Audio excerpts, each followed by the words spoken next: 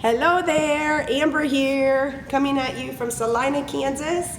I am a native of Kansas and a small town girl at heart. I'm excited to be launching my blog today titled Halfway There. I truly believe that we all are halfway to getting to anywhere we want to be. We just have to make up our mind to start the process. A little bit about myself. As I said, my name is Amber. I am 37 years old. I married my high school sweetheart and we started our family young. We have 3 sons. Our oldest boy is Keith. He's a freshman at Bethany College in Lindsborg, Kansas. He is a psychology major and just finishing up his first year there. Then we have Landon, who is 18 and a senior at South High School, getting ready to graduate, and we'll celebrate his graduation. He is planning to also attend Bethany College on a scholarship, going into something along the lines of sports medicine. And then Isaac, who is a sophomore and he's 16. We also have 3 girls in our life. Our youngest daughter, which we adopted, her name is Aaliyah, and she's 14 and a freshman. I always have to go one step further and explain that we fostered 2 teen girls who aged out in the system. Their names are Allison. She's the older of the 2 girls. My husband and I are just 7 years older than her. She and her significant other live in Denver, and she is just getting ready to turn 30. Then we have Haley, who's still in our hometown of La Crosse, Kansas, and she has 3 children of her own. I just wanted to kind of give you a little bit of my background, or where I'm at in my life at this point. Then I wanted to go into a little bit about where I was born and touch base on my life through maybe 10 years old. I'm excited to maybe help some others that have went through some challenges.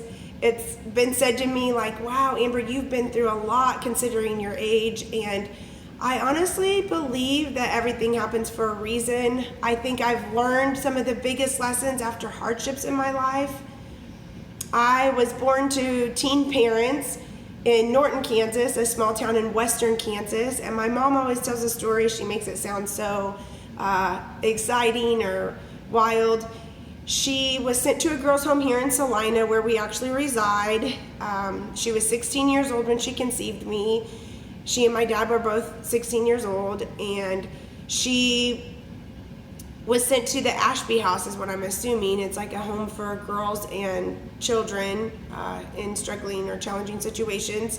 She always says that these gals that were her black friends helped cut the screen out, and my dad, who would have been 16 too, came on his motorcycle and took her back to their hometown, and they were determined to raise me. I actually have 3 siblings. I have a sister that is 1 year younger than me. Her name is Nikki, and she lives in Wichita, Kansas. And then I have a brother, Rob, who is 5 years younger than me, and he's in Chicago, Illinois. And a brother, Preston, and he's here in Salina with his family, and he's 6 years younger than me. I'm kind of looking at my notes so I don't leave anything out. I guess one of the big mottos that I've lived by my whole life is that your passion for success must be greater than your fear of failure, and I feel like I developed that motto probably around the time we were opening our 2nd salon location downtown. I actually had it printed on the wall, and I am excited to get into some of the depth of the situations or stories that I've been in and help maybe others work through the process of their own lives. I only seem to hold on to a lot of the good parts of my upbringing, not really remembering a lot of the details of some of the harder parts. When I was just 7 years old, my dad was working in the oil rigs and was in an explosion and ended up spending a year in the burn unit in Lincoln, Nebraska. My mom at the time was in nursing school, and I'm not sure if she had to put things on pause. I think she ended up taking classes closer to home, which was in Colby, Kansas. Really devastating time. My dad spent a year there. I think I've always had that feeling that I was kind of motherly to my own siblings, and I needed to be available to help take care of them. Then my last year of grade school, we moved to La Crosse, Kansas, which is where John and I grew up and met. He is actually from a German Mennonite community in Mexico, so he has a really cool cultural background. He has some really crazy parts of his story too. His father was actually diagnosed schizophrenic, and they have lots of stories. They're very conservative and closed as far as their emotions, but went through a whirlwind of crazy circumstances. He grew up with 5 sisters, and I actually ran around with his sisters. They're really great people and all still in Kansas, very family-minded. I moved to La Crosse my last year of junior high, which is when I met Johnny, and what's the best way to describe it? We didn't want to move, and so that was a hard situation to begin with.